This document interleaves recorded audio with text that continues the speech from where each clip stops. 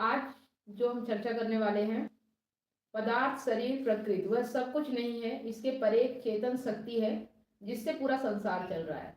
देखिए, ये श्लोकों को गहराई से समझिएगा। यहाँ जितनी बातें बताई जा रही है, अगर आपने एक एक श्लोक का अर्थ समझ लिया ना, तो बाहर आप जितना भी चीजों को महत्व देते हो, इंपॉर्टेंट देते हो, वो सब अपने आप खत्म हो जाएगा। आपको प्रयास नहीं करना पड़ेगा, आपको प्रयास सिर्फ इस चीज को समझने में करना है। और अगर ये आपके समझ में आ गया तो फिर आगे का प्रयास नहीं करना पड़ता, आगे काम अपने आप हो जाता है। तो यहाँ पे हम बात करेंगे चेतन शक्ति है जिससे पूरा संसार चल रहा है। अगर आप जीवन में उलझन, खालीपन या सब कुछ होते हुए भी कुछ कमी महसूस करते हैं, तो यह श्लोक सीधे आपसे बात करता है। जो श्लोक है, अपरेयमितस्त्वन्या प्रकृतं विद्धि मे परां जीवभूतां महाबाहो ययेदं धार्यते जगत्। ठीक है, इसका जो अर्थ है, संस्कृत जिसको आएगी वो तो समझ जाता है, लेकिन इसका हिंदी में समझते हैं क्योंकि आज के समय में संस्कृत बहुत कम लोग पढ़ते हैं और उनका अर्थ भी समझना इतना आसान नहीं होता। तो हिंदी में कहते हैं, अर्थ है इसका, हे अर्जुन, यह जो मैंने अभी प्रकृति बताई, जैसे कि पिछले श्लोक में हमने कि पृथ्वी, जल, अग्नि, वायु, आकाश, मन, बुद्धि और अहंकार, यह मेरी अपरा मतलब नीची प्रकृति है। ये जो है पृथ्वी, जल, अग्नि, वायु, आकाश, मन, बुद्धि और अहंकार, ये नीची प्रकृति है। इस चीज को समझिएगा, जिसे कहते हैं अपरा प्रकृति।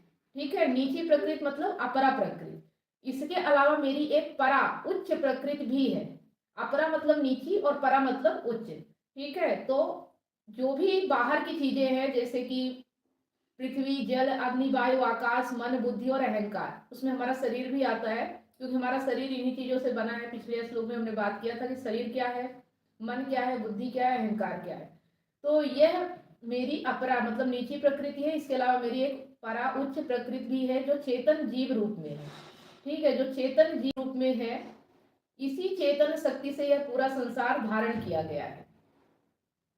गहराई से समझे, कृष्ण अर्जुन से कह रहे हैं, जो दिख रहा है वह सब कुछ नहीं है।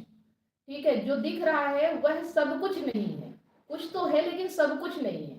ठीक है, हम आमतौर पर क्या मानते हैं, शरीर को मैं समझ लेते हैं, है ना। शरीर जो हमारा है उसे हम क्या कहते हैं, मैं हूं, मेरा शरीर है ना। हम शरीर को मैं कहते हैं, पैसा को सुरक्षा मानते हैं और रिश्ते स्थायित्व समझते हैं कि रिश्ते हमारे स्थायित्व है। लेकिन कृष्ण कहते हैं यह सब मेरी अपरा प्रकृति है। ठीक है, इसके पीछे जो देखने वाला, महसूस करने वाला, जीने वाला है, वह परा प्रकृति है। मतलब जो बाहर हो रहा है वह अपरा प्रकृति है, और जो देखने वाला है, जो महसूस करता है, जो जीता है, वह परा प्रकृति है। आप शरीर नहीं है, आप चेतना है। ठीक है, शरीर तो साधन है, पहचान नहीं। शरीर साधन है पर आपकी पहचान नहीं, आप शरीर नहीं हो। तो उदाहरण से समझते हैं, जैसे कि मोबाइल और बैटरी।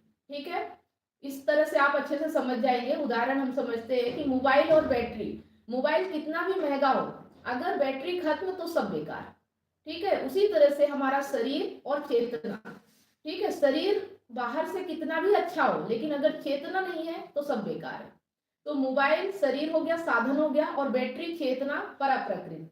ठीक है, हम मोबाइल को चमकाते रहते हैं लेकिन बैटरी को भूल जाते हैं, है ना। उसी तरह से हम अपने शरीर को बहुत चमकाते रहते हैं, शरीर के लिए सब कुछ करते रहते हैं, लेकिन चेतना को भूल जाते हैं।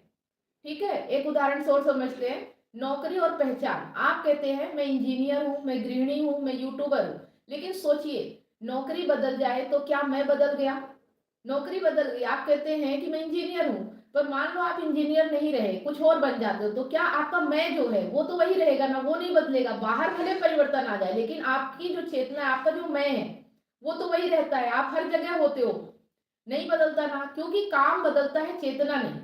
ठीक है, काम बदल जाएगा, रिश्ते बदल जाएंगे, जगह बदल जाएगी, स्थिति बदल जाएगी, लेकिन आपका जो चेतना है, आपका जो मैं है, वो वही रहता है। तो यहाँ पे कृष्ण क्या तोड़ रहे हैं, यहाँ पे कुछ टूटेगा, है ना। क्या टूटेगा? तीन भ्रम टूटते हैं यहाँ पे। मैं शरीर हूं, गलत है। बाहरी साधन मुझे पूरा करेंगे, ये भ्रम है। बाहरी साधन जो है, हम सोचते हैं हम उससे पूरे हो जाएंगे, ये एक भ्रम है, क्योंकि बाहरी साधन आपको पूरा नहीं कर सकते। मैं अकेला जान है। वे कहते हैं तुम वही शक्ति हो जिससे यह जगत, मतलब ये पूरा जगत आपकी शक्ति से चल रहा है, और आप उसी से कहते हो कि मुझे पूरा कर दो। जो आप ही हो उसके मेन रचयिता आपके संसार के, मैं आपके संसार की बात कर रही हूँ, आपकी चेतना की बात कर रही हूँ, पूरे जगत की बात नहीं कर रहे, ठीक है। आपको दुख, आपको तकलीफ आपके भीतर होता है, बाहर नहीं होता। तो हम बात करते हैं आपके जगत की। तो जो आपका जगत है उसके रचयिता आप हो, और आप अपने ही जगत से कहते हो कि मैं अधूरा हूं, मुझे पूर्ण कर दो। कैसे होगा, सोचो आप। ठीक है, तो इसमें जो आंतरिक साधना है उसको कैसे करेंगे, अभ्यास करेंगे। रोज 2 मिनट रुककर पूछिए, जो यह सब देख रहा है वह कौन है, जो यह सब कुछ देख रहा है। अगर वो ना हो तो कुछ है ही नहीं। आप सोचो कि अगर चेतना नहीं तो बाहर तो सब कुछ वैसे ही रहता है, सदियों से चला रहा, लेकिन आपके लिए तो कुछ भी नहीं था ना। आपके लिए तो तब तक है जब तक आप चैतन्य हो। जब चैतन्य नहीं तो सब खत्म, आप बेहोश भी हो जाओ, आपकी चेतना शून्य हो जाती है, उस वक्त आपको कुछ नहीं समझ में आता, आप कहाँ हो क्या है। लोग कोमा में चले जाते हैं, तारीखें बदल जाती है, संसार बदल जाता है, समय बदल जाता है, लेकिन उसके लिए वही को वही रुक जाता है। तो आपका जो जगत है वो आपकी चेतना से चलता है, ठीक है।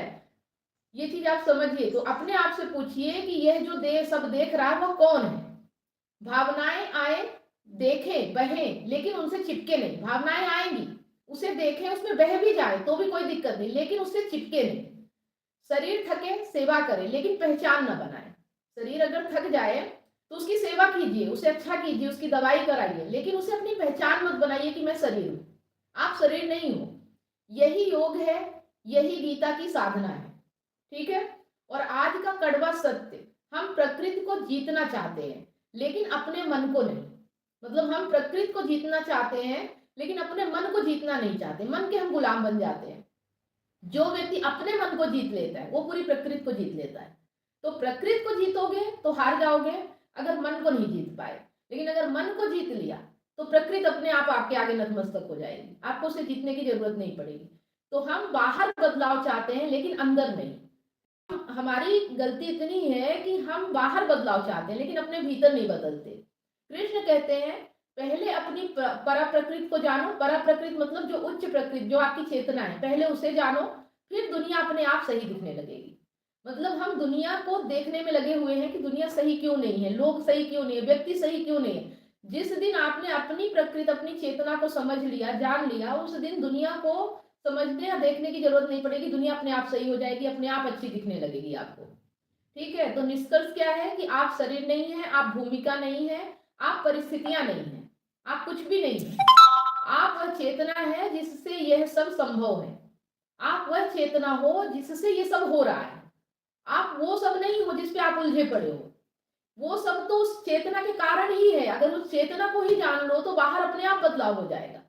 पर हम बाहरी परिस्थितियों पे लगे हुए हैं, मेरे पास टाइम नहीं है, मैं तो अभी काम पे भाग रहा हूँ, मैं तो यहाँ जा रहा हूँ, बाद में कर लूंगा। मतलब जिस चीज के लिए आपको सबसे ज्यादा टाइम निकालना चाहिए, आप उस चीज के लिए बाद में टाइम निकालते हो, और जिस चीज के पीछे आप भाग रहे हो उसके लिए आपके पास बहुत टाइम होता है, जहां से कुछ भी नहीं होने वाला आपका। हमेशा अधूरा, अपूर्णता और अशांति बनी रहती है आपके जीवन में। लेकिन जहां से आपको शांति मिलने वाली है, जहां से समझ मिलने वाली है, जहां से विवेक मिलने वाला है, आप उस चीज को पीछे कर देते हो। उसके लिए टाइम ही नहीं। कितना टाइम देते हो आप अपनी चेतना के लिए, अपने आप को जानने के लिए? आप खुद अपने आप से देखो, है ना। तो ये जब यह समझ आ जाते हैं तो डर, लालच, तुलना धीरे धीरे ढीले पड़ने लगते हैं। जब आपको ये चीजें समझ में आ जाती है तो ऑटोमेटिक जो आपका डर है, लालच है, जो लोगों से तुलना है, वो सब ढीला पड़ने लगता है, ठीक है। तो बस आज का यहीं तक है। इसमें से देखो, हर एक दिन में ज्यादा हम नहीं समझेंगे। आज हमने जो समझा है परा प्रकृति और अपरा प्रकृति। अपरा प्रकृति क्या है? जो नीची प्रकृति है, और परा प्रकृति जो आपकी चेतना है। तो इन दोनों में अंतर समझिए। आप पर अपरा प्रकृति के पीछे पड़े रहते हो और परा प्रकृति को जानते ही नहीं हो, ठीक है। हर कोई व्यक्ति सिर्फ बाहरी चीजों में उलझा रहता है लेकिन अपने चेतना को कभी भी जानने की कोशिश नहीं करता, अपने मन को कभी भी जीतने की कोशिश नहीं करता। बस बाहर ही वो जीतने की कोशिश करता रहता है और उसे मुंह की खानी पड़ती है, ठीक है। चलिए, अगर कोई सवाल हो तो आप पूछ सकते हैं। राजकिशोर जी, कुछ पूछना है? कुछ परिवर्तन आ रहा जीवन में कि जीवन वैसा ही चल रहा है? परिवर्तन आ रहा है।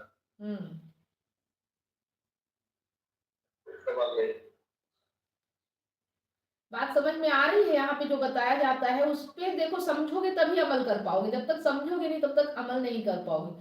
तो हम बाहर की चीजों में उलझे पड़े हैं, उसने ऐसा किया, उसने इसके साथ ये किया, वो किया। अरे बाहरी दुनिया अपने आप बदल जाएगी अगर आप अपने जो ये भीतर देख रहा है, जो ये परेशान हो रहा है, जिसको बाहर ये सब देख के चिंता हो रही, टेंशन हो रही, वो है कौन? पहले उसको तो जानो कि किसको फर्क पड़ रहा है, ये कौन है भीतर आपके, जो दर्द में रहता है, जो तकलीफ में रहता है। ठीक है? क्योंकि जो चेतना होती है ना, जो सत्य होता है, उसे तकलीफ नहीं होती है। लेकिन जो अहंकार होता है, जो भ्रम होता है, ये यही तकलीफ में होता है। अगर आप इसे जान लो कि ये भ्रम है, ये नष्ट होने वाली चीज है, तो फिर आपको तकलीफ होगी ही नहीं। आ रही बात समझ में?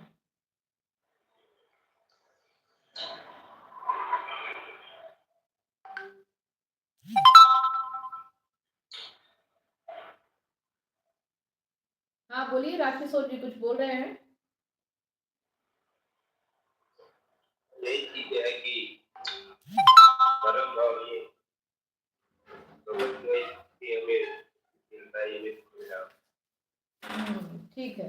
देखो हमारी हमें लगता है कि तकलीफ बाहर है और बाहर से ही कुछ बदलाव होगा तो हमारी तकलीफ खत्म होगी। नहीं, अगर आपने इन चीजों को समझ लिया, इस खेल को, इस चक्र को जान लिया ना, तो तकलीफ ऑटोमेटिक खत्म हो जाएगी। आपको कुछ करना नहीं पड़ेगा। और हमारा सिर्फ उद्देश्य यही है, तकलीफ को खत्म करना, इसके अलावा कुछ नहीं है ना। हमारा जो लक्ष्य है दर्द को खत्म करना, क्योंकि दर्द बर्दाश्त नहीं होता है ना, घुटन होती है, डिप्रेशन होता है, टेंशन होती है, तो हमारा मेन लक्ष्य है अपने दर्द को खत्म करना। उसके बाद अगर दर्द नहीं होगा तो चाहे जो भी होता रहे, क्या फर्क पड़ता है। आ रही बात समझ में? और दर्द कब खत्म होगा? जब आप बाहरी दुनिया के भ्रम को समझ जाएंगे, इस माया जाल को, इस चक्र को समझ जाएंगे, तब ऑटोमेटिक दर्द खत्म हो जाता है। ठीक है? हाँ, चलिए संदीप जी, आपको भी कुछ पूछना है जो अभी बताया इसमें से? अगर कोई सवाल हो तो आप पूछ सकते हैं। ओके मैडम, आज नहीं पूछूंगा। ठीक है। आज व्यस्तता बढ़ गई क्या? नहीं, बस सुना, थोड़ा सा बीच में कॉल में कट हुआ था हम्म। तो सुन तो लिया, थोड़ा सा रिवीजन करूंगा कि कुछ सवाल तो नहीं पूछ सकते। अभी शांति है? क्या शांति है? हाँ, शांति शांति है मैडम, कोई डर वगैरह नहीं लगता। बाकी जीवन जीने का मजा आ रहा है? देखो, जो जिंदगी जी रहे हो उसे जीने में मजा आना चाहिए, चाहे वो जैसी भी हो, है ना। दुख और सुख से परे आनंद होना चाहिए। आपको पता होना चाहिए कि दुख और सुख मायने नहीं रखते, है ना। परिस्थितियां तो बदलती रहेंगी, परिस्थितियां कभी एक जैसी नहीं होती है, तो परिस्थितियों से घबराना क्या। आज अगर अच्छी है तो कल बुरी हो जाएगी, अगर आज बुरी है तो कल अच्छी हो जाएगी। लेकिन जो इन परिस्थितियों को झेल रहा है, जो इन परिस्थितियों में खड़ा रहता है, जो वो कभी नहीं बदलता, अगर आपने उसे समझ लिया तो ये भ्रम जो रहता है ना बाहरी, ये ऑटोमेटिक मिट जाता है। ठीक है? Yes madam. पता होना चाहिए कि जैसे कि एक परछाई और एक इंसान का शरीर, शरीर असली है, परछाई नकली है। लेकिन अगर आप परछाई को ही सच मान लो तो परछाई तब भ्रम मिट जाएगा जब आप उसमें कुछ करने जाओगे तो कुछ होगा नहीं, क्योंकि वो परछाई है, उस पर बदलाव नहीं होगा। समझ रहे हैं? वो तो परछाई है, शरीर की परछाई। वैसे ही जो ये मैं है, आपकी चेतना, जो आपका अहंकार होता है, वो उसका परछाई होता है, उसका आवरण होता है, और उससे ही तकलीफ होती है। अगर अहंकार ना होना तो तकलीफ भी नहीं है। इसका मतलब आप समझिए कि आप कुछ ना कुछ झूठा धारण किए हो, कुछ ना कुछ भ्रम है जिसकी वजह से जीवन में तकलीफ होती है। क्योंकि चेतना को कभी तकलीफ नहीं होती। तकलीफ किसको होती है? शरीर को, मन को, बुद्धि को, अहंकार को, इनको तकलीफ होती है। तो अगर आप जान लो कि ये क्या चीज है तो तकलीफ अपने आप खत्म हो जाएगी, आप मस्त रहोगे, मौज में रहोगे। ठीक है? Yes madam. चलिए ठीक है। गणेश जी, आपको भी कुछ पूछना है? बीच में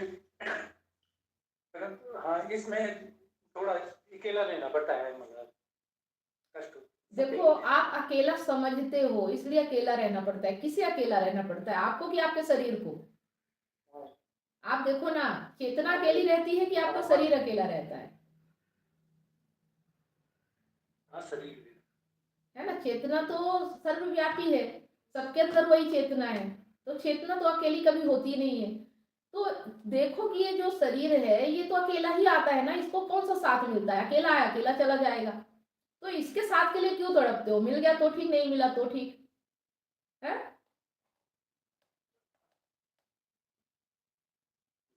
कभी कभी ऐसा होता है कि आप किसी के साथ रह के भी अकेले रहते हो, क्योंकि आपके विचार नहीं मिलते, आप बातें नहीं हो पाती है, आप एक दूसरे से प्रेम नहीं करते हो, तो फिर ऐसे साथ का क्या मतलब? इससे अच्छा तो अकेले रहो ना, अपने आप से प्रेम करो, अपनी मौज में रहो, है ना। हाँ, इसमें ज्यादा आनंद है। हाँ, रोज के कलह क्लेश से, रोज के झंझट, रोज के झगड़ों से तो अच्छा है कि अकेले मौज में रहो, अपनी मर्जी की जिंदगी जियो, जहां मन करे वहां जाओ, जो मन करे वो खाओ, जैसा मन करे वैसा घूमो, जिसके साथ मन करे उसके साथ रहो, क्या दिक्कत है ना। और आप लोग यहाँ आते हो, रोज शाम को हमारा ये सत्संग होता है, गीता चलती है, हम सब साथ है ना, कहाँ आप अकेले हो, ये बताओ। शरीर के साथ में उसको साथ थोड़ी बोलते हैं, जो आपके विचारों को शेयर कर सके, जो अपनी बातें एक दूसरे से शेयर कर सके, तो साथ किस लिए चाहिए? इसीलिए चाहिए ना। यहाँ आप बोलो ना, क्या क्या आपको बोलना है, क्या घुटन हो रही है क्या, पर यही बात है ना कि यहाँ आप अपना नहीं समझते हो, यहाँ पे परायापन आता है, और यहाँ पे आपका मोह नहीं आता है, और जो आपके रिलेशन में होते हैं, जिनसे आपकी शादी हुई है, जो आपके बच्चे हैं, उनसे लगता है ये मेरे हैं, जबकि है नहीं मेरे, लेकिन आपको लगता है, इसलिए आपको तकलीफ होती है। आ रही बात समझ में, है ना। ये मेरा भाव छोड़ के सबको अपना समझने लगो तो सब आपके हैं, आप कहाँ अकेले हो? यहाँ 3-4 लोग रोज मिलते हैं, कहाँ आप अकेले हो? बताओ, कैसे अकेले हो आप? मतलब इसमें ज्ञान धीरे धीरे सीखने में मतलब टाइम लगता है। हाँ, लगने दीजिए टाइम, रोज का आनंद है, लेते रहिए, क्या दिक्कत है ना। हाँ, और इस चीज को समझिए कि आप अकेले नहीं हो, है ना। अकेला तो वो होता है जो किसी से बात ना कर सके, जो किसी से अपनी बातें शेयर ना कर सके, जो अपने भाव किसी से व्यक्त ना कर सके। आपको तो जो भी होता है आप मैसेज कर देते हो, व्हाट्सएप देते हो, तो मन हल्का होता है कि नहीं होता? आप तो अकेले कहाँ हो? हाँ, होता है। कोई सलाह लेना है, कोई बात पूछनी है, तो आपको पता है कि एक ऐसा व्यक्ति है जो आपको सुनता है, जो आपको समझता है, जो आपकी समस्याओं पे काम करता है, फिर अकेलापन काहे का है, ये बताओ। इसे अकेलापन थोड़ी कहते हैं।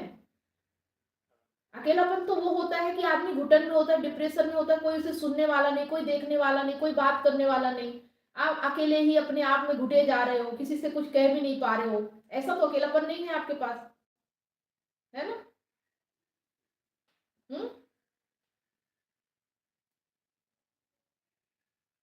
ठीक है, आप बताओ किस किस को लगता है कि आप अकेले हो? राजकिशोर जी, आपको भी लगता है आप अकेले हो?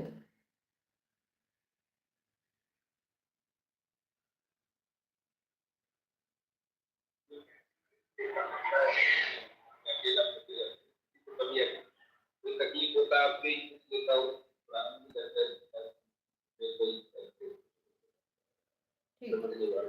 हाँ, बस यही है कि हम लोग मन से एक हैं पर शरीर से एक नहीं है। तो आपको अगर शारीरिक वो लग रहा है, अकेलापन लग रहा है, तो फिर शारीरिक अकेलापन दूर करने के लिए आप फिर ऐसे व्यक्ति का चुनाव करो जो मानसिक रूप से आपके साथ जुड़ा हो, आपके पास भी हो पर मन से जुड़ा हो। ऐसा नहीं कि उसके विचार अलग है, वो आपके लिए षड्यंत्र रच रहा है, डर लालच स्वार्थ से भरा हुआ है, तो वो आपका साथी कैसे हो सकता है ना। ये चीजें आपको ध्यान रखना पड़ेगा। चलो ठीक है, तो आज के लिए इतना ही, फिर मिलते हैं नेक्स्ट लाइव सेशन में। Good night. क्या आप अपने पार्टनर की बेवफाई से टूट चुके हैं? क्या विश्वास टूटने से आपकी जिंदगी और आपका करियर दांव पे लगा है?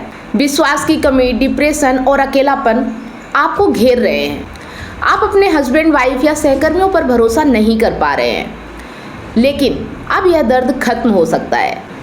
मैं कमलेश सोनी पिछले 8 वर्षों से हजारों रिलेशनशिप्स पर काम किया है और कंसल्ट करके उनके साथ उनकी प्रॉब्लम पर साथ मिलकर जो भी समाधान हो सकता है हमने किया और 100% गारंटी के साथ समाधान मिला और आज वो खुशी से जीवन जी रहे हैं। और मेरा मिशन है आपको निराशा से निकालकर खुशहाल जिंदगी की ओर ले जाना। मेरा 90 दिन का विश्वास और रिकवरी सिस्टम आपकी जिंदगी बदल देगा। हमारे एक्सपर्ट्स कोचिंग, कंसल्टिंग और हीलिंग के साथ अपने रिश्ते में विश्वास और प्यार वापस लाएं, डिप्रेशन और अकेलापन से मुक्ति पाएं और अपनी मैरिड लाइफ और करियर को नई उड़ान दे। हजारों लोग मेरे YouTube चैनल और Facebook से प्रेरणा ले चुके हैं, लेकिन व्यक्तिगत कंसल्टिंग वो चाबी है जो आपके रिश्ते का ताला खोलेगी। आज ही कदम उठाएं। 7697572249 पर व्हाट्सएप करें या लिंक पर क्लिक करें और अपॉइंटमेंट बुक करें और हमारे 90 दिनों के वर्कशॉप से अपनी ज़िंदगी के निराशा को खुशहाल ज़िंदगी में बदलें। आपका रिश्ता हमारे लिए मायने रखता है। आज ही एक्शन लें और अपनी खुशहाल ज़िंदगी की शुरुआत करें। Click now.